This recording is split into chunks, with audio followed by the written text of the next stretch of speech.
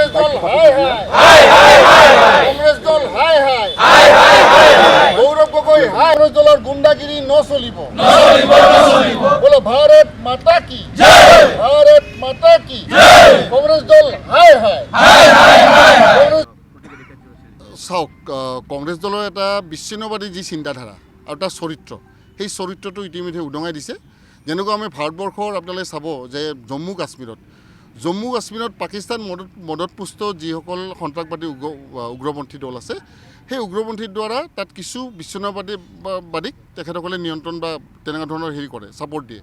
আৰু তেওঁলোকে কি কৰিছে এনেকুৱা ধৰণৰ এই ধৰণৰ যি কাম কাজ যি হেৰি শিল দলিওৱা বা বিভিন্ন ধৰণৰ তেনেকুৱা বোমা দলীয় এনেকুৱা ধৰণৰ কাম কাজবিলাক কৰিছে আৰু তাৰ প্ৰতিফলন আমি আমাৰ অসমতো দেখিবলৈ পাইছোঁ শেহতীয়াভাৱে আৰু যাৰ বাবে যোৱাকালি আমাৰ সন্মানীয় মুখ্যমন্ত্ৰী ডক্টৰ হিমন্ত বিশ্ব শৰ্মা ডাঙৰীয়াই গোলাঘাটত তেখেতে পৰিভ্ৰমণ কৰি থকা সময়ত তাত তেনেকুৱা ধৰণৰ কংগ্ৰেছী গুণ্ডা কংগ্ৰেছী বিচ্ছিন্নবাদী দেশৰ বিচ্ছিন্নতাৰ কথা চিন্তা কৰে তেখেতসকলে তেখেতসকলৰ দ্বাৰা আমাৰ মুখ্যমন্ত্ৰী ডাঙৰীয়াৰ ওপৰত আক্ৰমণ কৰা হ'ল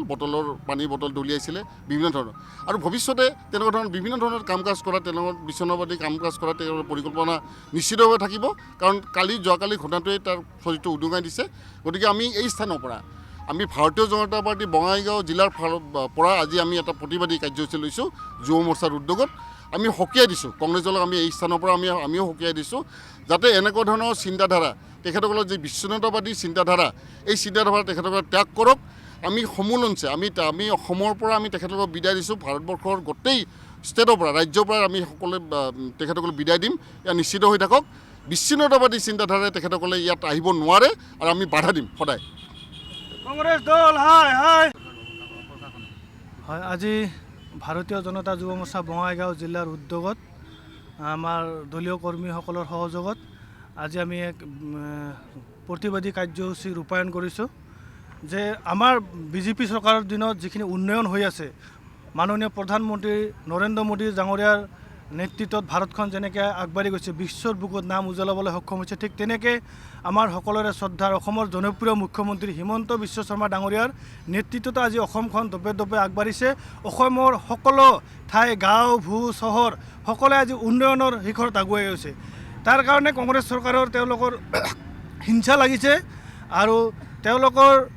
যি চৰিত্ৰ আচল চৰিত্ৰ তেওঁলোকৰ সেইটো তেওঁলোকে দেখাই দিলে কংগ্ৰেছ দল সঁচাকৈ যি ঘটনা কৰিছে আমাৰ মুখ্যমন্ত্ৰী ডাঙৰীয়াক বটলেৰে দুলাইছে এইটো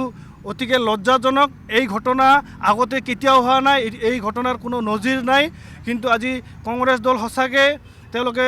আমাৰ বিজেপি চৰকাৰৰ দিনত যি উন্নয়নৰ ধাৰা সেই ধাৰাত তেওঁলোকক শংকিত হৈ গৈছে তাৰ কাৰণে তেওঁলোকে উল্টা পুল্টা যি তুই কাম কৰি আছে তো ইয়াৰ পৰা আমি কংগ্ৰেছ দলক সকীয়াই দিব বিচাৰিছোঁ তেওঁলোকে ৰাইজৰ হৈ কাম কৰক কিন্তু তেওঁলোকে আজি মুখ্যমন্ত্ৰী ডাঙৰীয়াৰ বটল দলিয়াটো তেওঁলোকে